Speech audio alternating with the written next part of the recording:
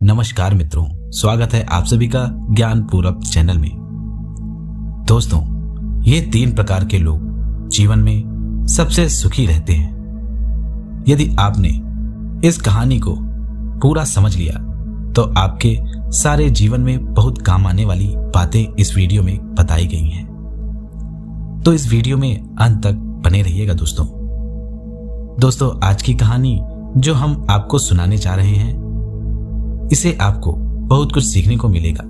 आपको यह जानने को मिलेगा कि जीवन में सबसे महत्वपूर्ण क्या होता है, ज्ञान या धन। इनमें अंतर करना आपको समझ आ जाएगा। तो आरंभ करते हैं आज की कहानी। दोस्तों, एक बार एक बड़े ही तपस्वी साधु वन में जा रहे थे। साधु ने अपनी तपस्या से बहुत सी सिद्धियां प्राप्त कर रखी थी। साधु वन में जा रहे थे कि साधु को बहुत ही तेज प्यास लगी। साधु ने बहुत ढूंढा, लेकिन पीने योग्य पानी उन्हें नहीं मिला। तभी साधु ने देखा कि 3 बालक वन में खेल रहे हैं। साधु उनके पास गए और बोले, पुत्रों, मुझे बहुत ही तीव्र प्यास लगी हुई है। यदि जल मिल जाता तो मैं अपनी प्यास बुझा लेता। साधु की बात सुनकर तीनों बालकों ने कहा, जी महाराज, हमारे पास जल है, हम आपको यह जल पीने को देते हैं। पात्र में थोड़ा ही जल था। साधु ने पूछा कि इसमें तो थोड़ा ही जल है, अगर मैंने पी लिया तो फिर आप तीनों क्या करोगे? बालकों ने बड़ी ही निर्मलता से कहा, महाराज, आप अपनी प्यास बुझा ले, हमारा घर पास में ही है, हम फिर जाकर जल ला लेंगे। साधु ने वह जल पी लिया और साधु को उन तीनों बालकों की बात बहुत ही अच्छी लगी। साधु ने प्रसन्न होकर उन बालकों से कहा, पुत्रों, तुमने मेरी सहायता करके बहुत ही पुण्य का काम किया है। मैं तुम तीनों को वरदान देना चाहता हूं, मांगो, क्या मांगते हो? उन बालकों में से एक बालक ने कहा, महाराज, मेरे पिता बहुत ही निर्धन है, ठीक से जीवन यापन भी नहीं हो पाता है, क्योंकि हमारे पास धन की बहुत कमी है। अगर आप वरदान देना ही चाहते हैं तो आप वरदान में मुझे ढेर सारा धन दे दीजिए, जिससे मैं अच्छे अच्छे भोजन और अच्छे कपड़े पहन सकूं। साधु ने उसे तथास्तु कहा। फिर दूसरे बालक की बारी आई। दूसरे बालक ने कहा, साधु महाराज, मेरे पास रहने के लिए अच्छा घर नहीं है, ना ही घूमने के लिए घोड़े हाथी हैं, ना ही घूमने के लिए घोड़े हाथी हैं। अगर हो सके तो आप मुझे ये तीनों वरदान में दे दीजिए। साधु ने उस बालक को भी तथास्तु कहा। फिर बारी आई तीसरे बालक की। तीसरे बालक ने साधु महाराज से कहा, हे महाराज, आपने इन दोनों को जो दिया, मुझे उसमें से कुछ भी नहीं चाहिए। मुझे केवल आप इतना वरदान दें कि मैं अच्छे से शिक्षा ग्रहण कर सकूं और बड़ा ही विद्वान बनकर अपने देश और अपने परिवार की सहायता कर सकूं। बालक की ऐसी बात सुनकर साधु बड़े ही आश्चर्य में पड़ गए। उन्होंने सोचा कि ये तीनों बालक साथ में ही खेल रहे थे, लेकिन इन तीनों के विचार कितने भिन्न हैं। इधर ये दोनों बालक धन और संपत्ति की लालसा कर रहे हैं, इधर यह बालक शिक्षा अर्जन का वरदान मांग रहा है। साधु महाराज ने बड़े ही प्रसन्न होते हुए उस बालक से कहा, पुत्र, तुम्हारे विचार तो बड़े ही उत्तम हैं। तुमने इस वरदान में दुनिया की सबसे कीमती चीज मांग ली है। पुत्र, इस संसार में अज्ञानी होना सबसे बड़ा पाप है। जिसके पास ज्ञान नहीं है वह जीवन में कुछ भी नहीं कर सकता। तो चलो, मैं तुम्हें ज्ञान का वरदान देता हूं। और साधु महाराज ने उस बालक को तथास्तु कहा और वहां से निकल गए। कई सालों बीत गए। अब उन तीनों बालकों में से जिस बालक ने शिक्षा का वरदान मांगा था, वह बालक एक राज्य का मंत्री बन गया।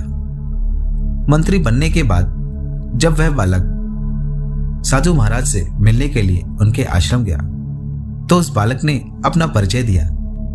उसने बताया कि कैसे साधु महाराज ने उसे बचपन में शिक्षा ग्रहण करने का वरदान दिया था।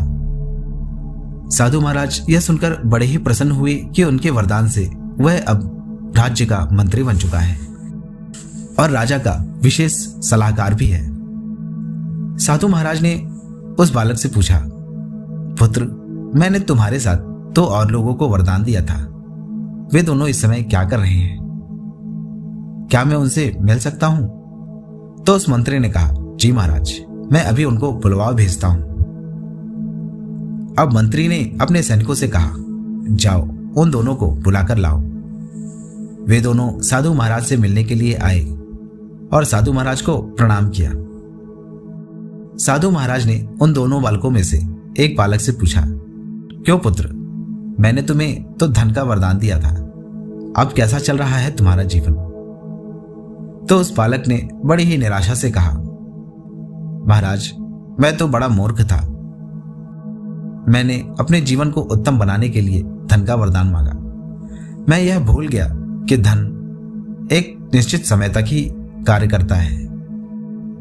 मैंने अभी तक उसी धन से अपना जीवन यापन किया और अब वह धन खत्म हो चुका है, जिसके कारण मैं जिस स्थिति में उस समय था उसी स्थिति में आज फिर आ गया हूं। फिर दूसरे बालक से साधु महाराज ने पूछा, क्यों पुत्र, तुम्हें तो मैंने घोड़े, हाथी और बड़ा घर दिया था, तुम्हारा जीवन कैसा चल रहा है? साधु महाराज की बात सुन उस बालक ने साधु से कहा, हे महाराज, आपने मुझे जो घर और जो घोड़े हाथी दिए थे उसके भोग विलास में मैंने कुछ भी नहीं किया, क्योंकि मेरे पास घर और घोड़े हाथी दोनों थे तो मैंने कार्य करना उचित नहीं समझा और मैं आलसी हो गया।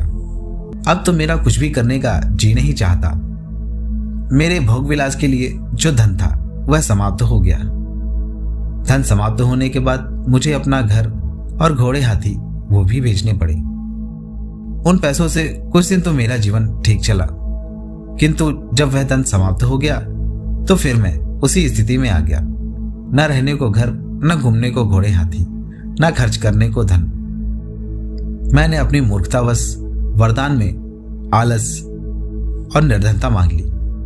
तब साधु महाराज ने उन तीनों बालकों से कहा, पुत्रों, आज मैं तुम्हें 3 ज्ञान की बातें बताता हूं। इन 3 बातों में 3 ऐसे लोगों को बताया गया है जो अपने जीवन में कभी भी दुखी नहीं रह सकते। पहला है ज्ञानी व्यक्ति। जिसके पास ज्ञान है वह कभी भी किसी भी हालात में भूखों नहीं मर सकता, क्योंकि उसके पास बुद्धि होती है, समाज को और नीतियों को समझने का ज्ञान होता है। ऐसा व्यक्ति कभी भी भूखों नहीं मर सकता। दूसरा है शूरवीर। जिसके पास पराक्रम है वह व्यक्ति कभी भी किसी से हार नहीं सकता। तीसरा वह व्यक्ति जो बुद्धिमान है, क्योंकि बुद्धिमान व्यक्ति कभी भी किसी भी परिस्थिति में अपने आप को उबार लेता है। ऐसे व्यक्ति के पास अगर पैसों में से 1 पैसा भी हो तो वह उस 1 पैसे से कई हजारों, लाखों, करोड़ों रुपए बना सकता है। दोस्तों, जिसके पास ज्ञान नहीं है उसका जीवन किसी अर्थ का नहीं होता। और जो व्यक्ति मूर्ख होते हैं, मूर्खों के पास यदि धन आ जाए तो वह उसका सही इस्तेमाल करना नहीं जानते। ऐसे व्यक्तियों के पास भले ही दुनिया जहान का धन हो, लेकिन वह भी धीरे धीरे क्षीण होने लगता है।